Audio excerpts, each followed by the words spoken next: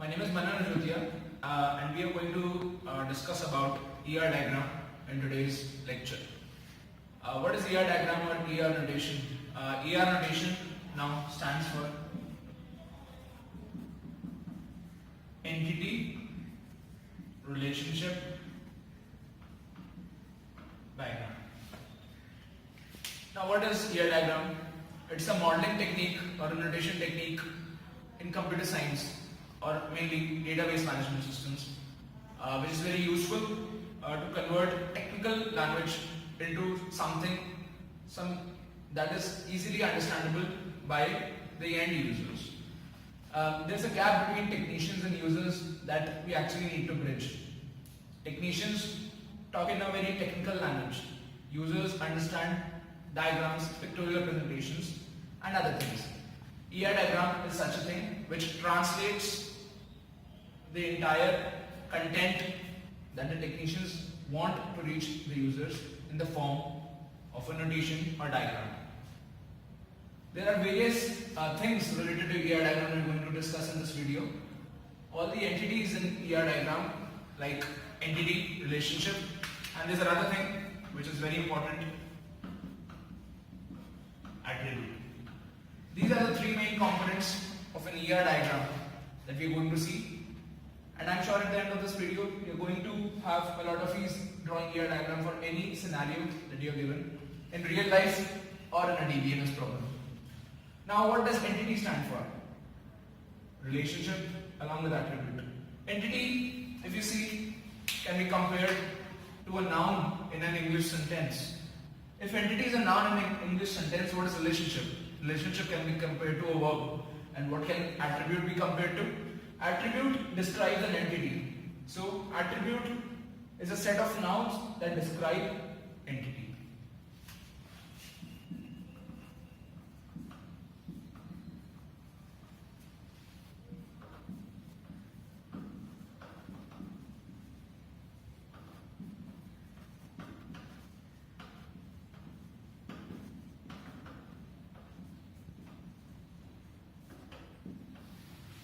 Let's take an example to make it clear for you what actually do entity, relationship and attribute mean. Because if you don't understand these, we cannot move further.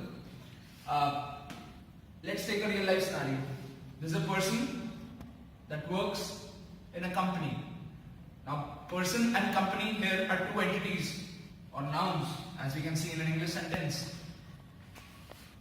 Person and company are two entities. Now, person works for company. The relationship here or the verb here in the sentence is works for. Works for is a relationship. Now, person is described by his name, his age, his contact number, and other things which are attributes of person, which are the set of nouns that describe person. And the same way, a company is also described by its name, company ID, and various other things. Like all entities have different attributes. The more number of attributes an entity has, the more easier or the more elaborately we can describe. Now we know the three main components that are there in the ER diagram: entity, relationship and attribute. Let's see what we represent them with. Entity is generally represented in a rectangle box. Relationship, we use something like this. You can also call it as a diamond. And attribute, we have a circle. Now, moving further in the topic, let's discuss about the type of attributes that you may encounter while solving a problem and creating its ER diagram. Types of attributes. There can be various types of attributes, like simple versus composite,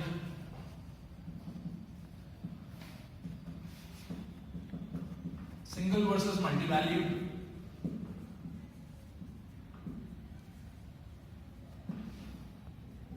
stored versus derived,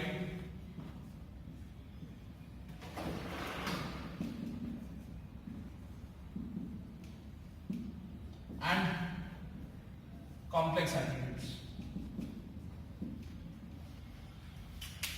Now let's see what all these attributes mean. Simple attributes. Suppose we take person entity as an example. What attributes can a person entity have? He can have name, he can have contact number, he has age, address, and all such things.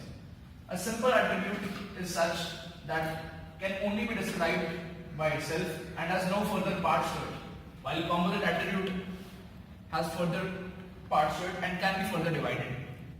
What do I mean is, when I say person has an attribute age, this is a simple attribute.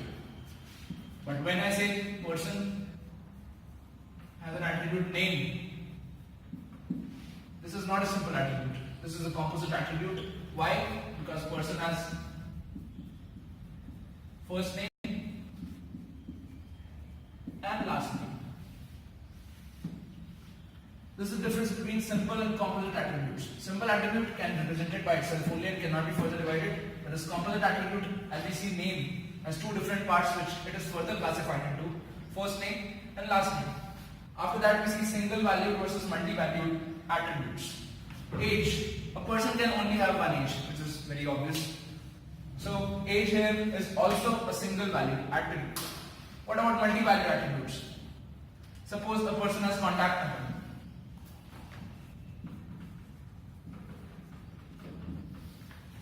We know a person can have more than one phone numbers. Therefore, contact here is a multi-valued attribute. How do we represent a multi-valued attribute? We represent a multi-valued attribute using a double circle like this. Single valued attribute age, multi-valued attribute contact. What about stored and derived attributes? Suppose entity person has attributes age along with date of birth.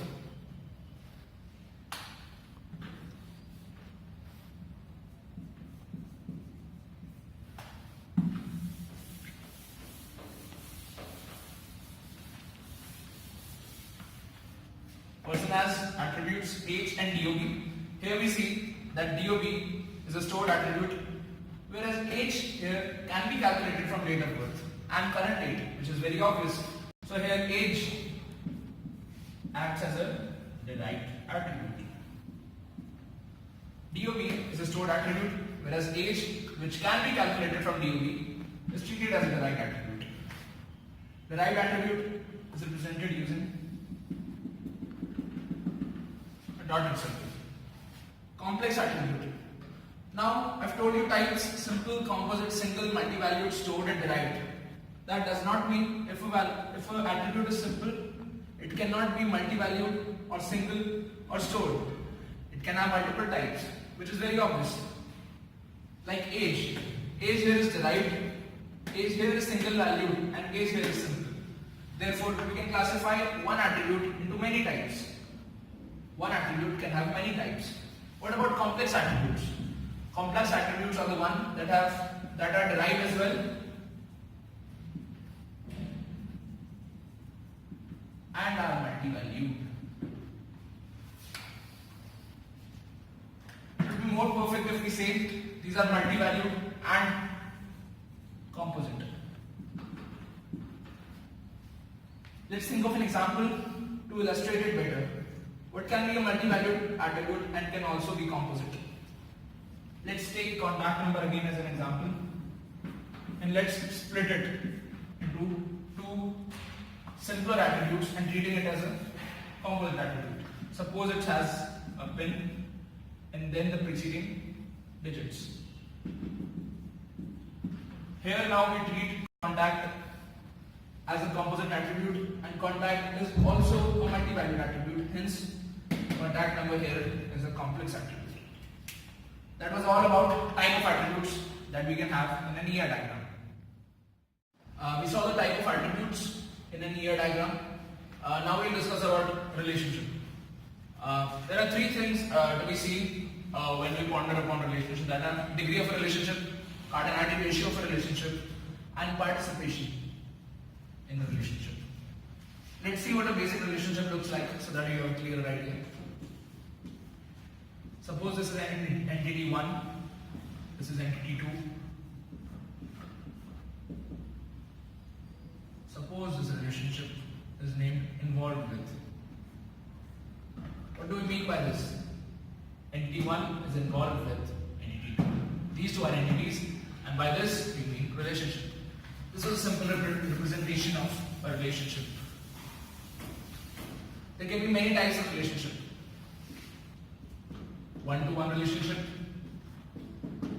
one-to-many relationship, or many-to-many relationship. That we'll see further.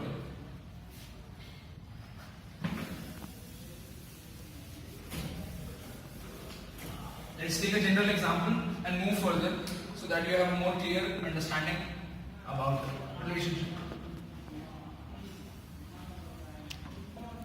Let's assume an employee set, and let's assume a department set. Let's also assume a set for relationship works for.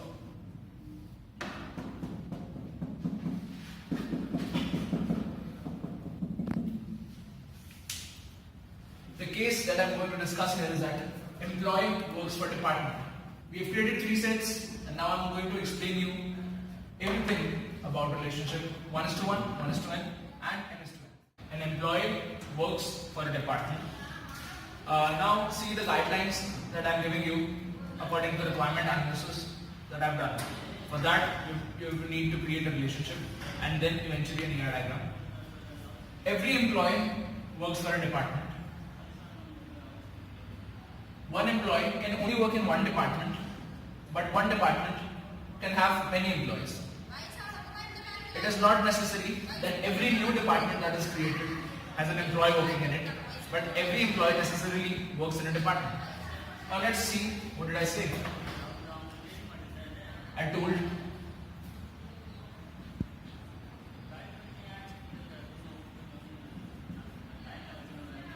every employee works for a department.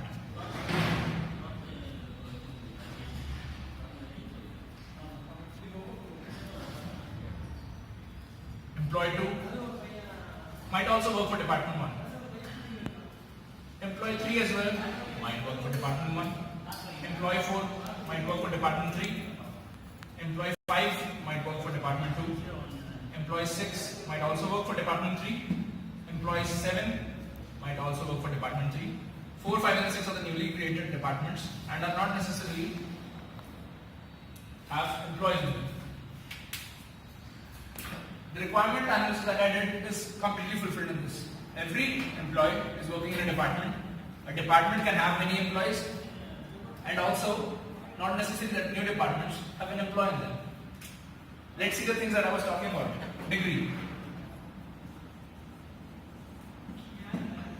Degree of relationship means the number of entities that are participating in it. What is the degree here? Two entities, employee and department, are participating in the relationship works for. Hence the degree is 2. Let's see the cardinality ratio.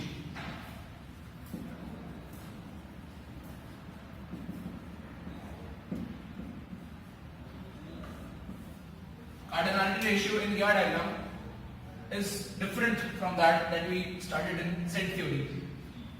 So cardinality ratio is the parts. First, we'll have to see for cardinality ratio. We'll have to see the number of relationships that employees involved in, and the number of relationships departments employed. If I define cardinality ratio, it is the maximum number of relationships per entity is involved in. The maximum number of relationships and employees involved in is 1.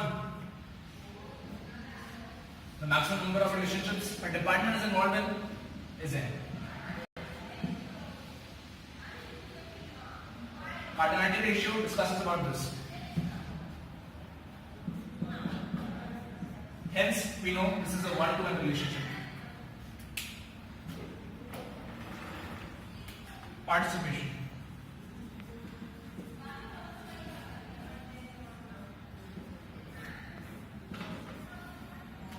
In cardinality ratio, I told you it is the maximum number of relationships and entities involved in. In participation, it is the minimum number of relationships an entity is involved in. The minimum number of relationships an employee is involved in is 1. Because I told you during the requirement analysis that every employee works in a department. But for participation or minimum relationships, the departments are involved in 0. Because I told you the new departments, it is not necessary for them to have an employee working under them. Hence, participation here is 1.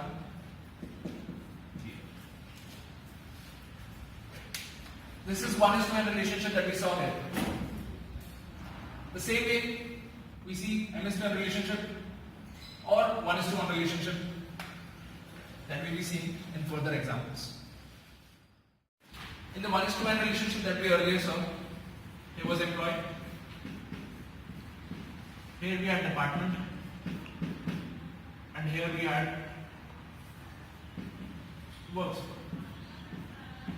Now we saw the cardinality ratio. The maximum number of relationships employee participated in was 1. Maximum relationships department participated in was n. Now, when we write the cardinality ratio, we do not write it here 1 and n. We interchange it and write n and 1. Keep this thing in mind and you'll never make mistakes. We interchange maximum relationships that each entity participates in. Now, what does this literally mean? It means n employees can work for one department and one department can have n employees. So that is as simple as it can be. That was 1:n. Now let's quickly see on 1:1, which is very similar to that. 1:n, we had one employee working for one department, but one department having many employees. Now let's see, the employees are managers. One department can have only one manager. One manager can manage only one department. Every department is to be managed by a manager, and every employee is a manager of a department. So here we have ensured 1:1 relationship. E1 is D1, E4 to D3, E5 to D2. What's the degree? 2 again. What's the cardinality ratio? Maximum number of relationships that is participating in 1:1. What's participation here? Minimum number of relationships employee department can participate in, which is 1 and 1 again.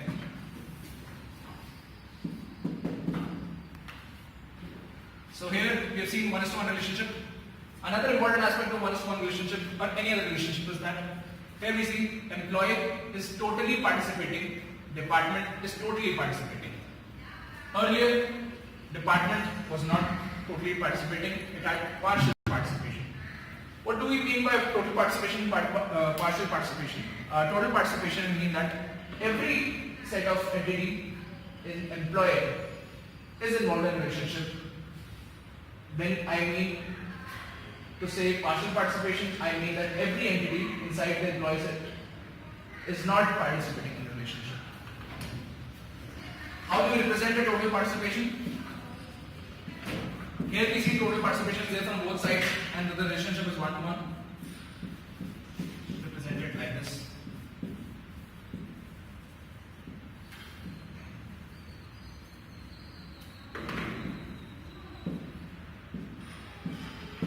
The same way, 1:1 interchange will not make much difference. Double arrow or double line is the way we represent total participation. Every employee is involved in this relationship, every department is involved in this relationship. That is what we mean here. Let's quickly see about MS2N relationship.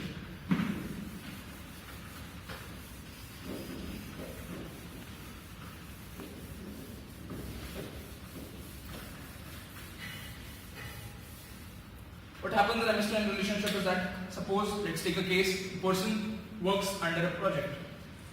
A person can work for many projects. A project can have many employees working under it. Every employee is working for a project and every project has employees working under it. So therefore total participation, you can see that with the requirement analysis that I have just told you. And also we see that because every employee can work in more than one project and every project can have more than one employees. So this is a MS2N relationship.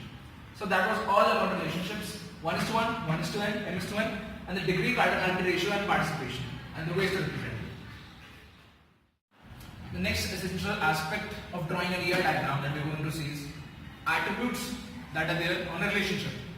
Till now we have seen that attributes were only joined to entities, but attributes can also be present at relationships. Let's see what we are talking about. This is an entity employee. There is an entity department.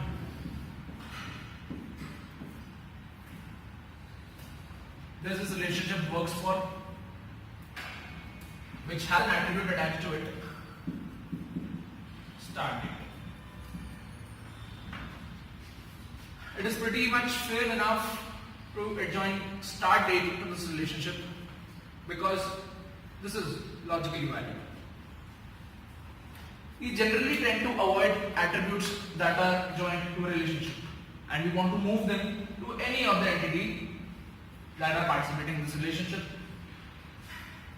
So let's see which way we can move the start date, to employee or to department. This is a general tendency. We don't like attributes attached to a relationship. So attributes, we always want attributes to be moved either to this entity or to this entity or to some other entity this relationship was involved in. Suppose this employee department relationship is 1:n.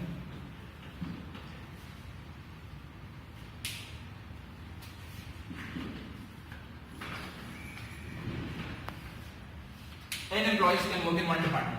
I told you how to read this literally. N employees can work in one department. Now let's see. Let me tell you a hack here. The start date will always be moved to the side having n as the cardinality ratio in 1:n or n:1 relationship. Why is this more valid or why is this logical? Let's think of it. If we move start date to department, this would not be good because a department having one start date for n employees is not necessary that every employee is starting working on that same start date. So it did not have meaning if we moved start date to the department entity. But when we move start date to the employee entity, this is much more logical because one employee is working only for one department, and if an employee has start date attached to it as an attribute, it would be much more logical. Every employee would have a start date on which he would have started working for his department. Therefore, for a 1:n relationships, attributes on relationship are moved to the side which has n. Let's see what happens for a 1:1 relationship.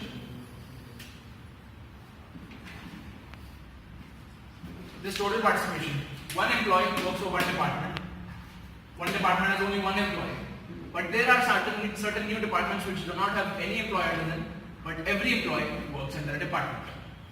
There's total participation from employee side. There's still an attribute on relationship start date. In a 1:1 relationship, where will we move this attribute? There's no n here, so the previous trick cannot be used. So now we move start date to the end where total participation is there. Start date is now removed from here and attach it. Now let's see this. Why is this more logical?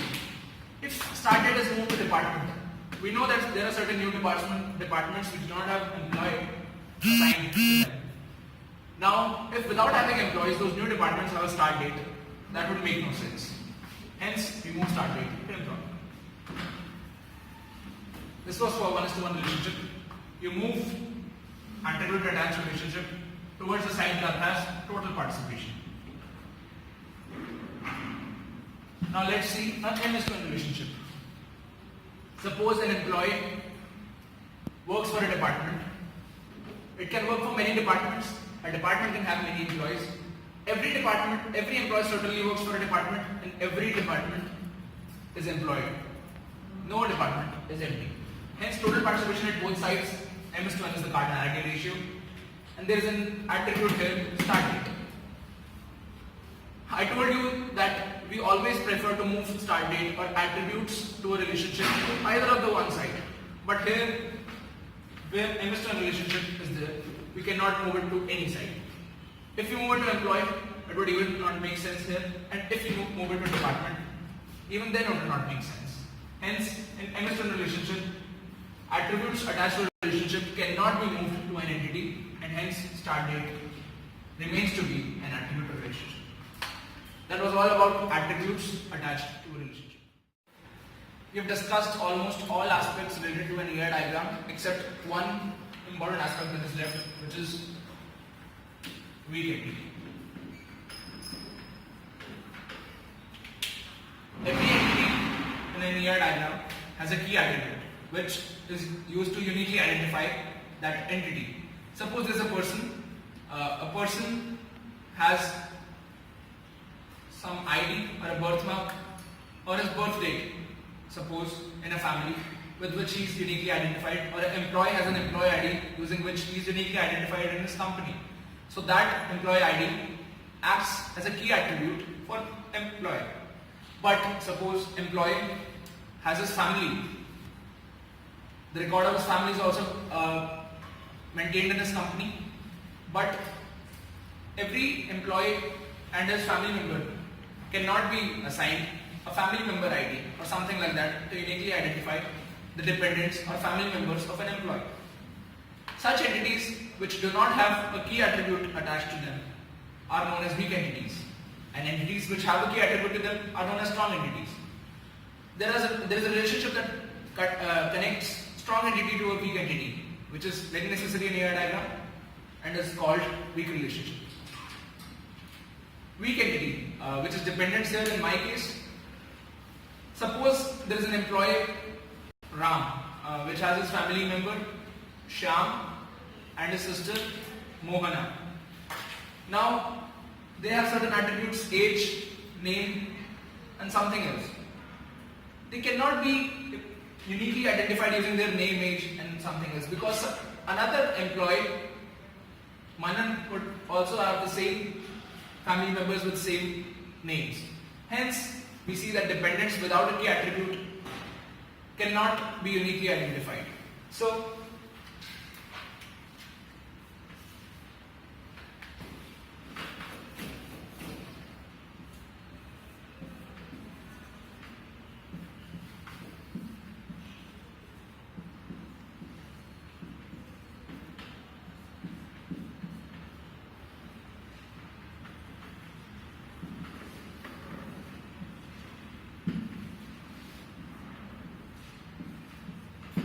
employee has a key attribute EID.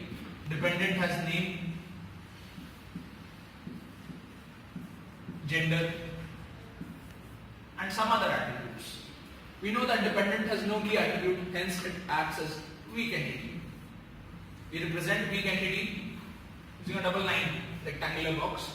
We represent a weak relationship that exists between a strong entity and a weak relationship. Weak entity and a strong entity using a weak relationship, which is represented by double line I. Now, there is another important thing that we need to know about weak relationships and weak entity, that there is always total participation from the side of weak entity in a weak relationship. Let's see this. There can be employees which do not have any family or do not have a list of dependents whose record is to be maintained in a company. But every dependent that exists in the database certainly has an employee to which it is linked. Therefore, every weak entity involved in a weak relationship will have total participation. This was all about weak entity, and by this we have covered every notation and every topic of the ER diagram. After this, I'm sure you'll be able to solve any problem with these.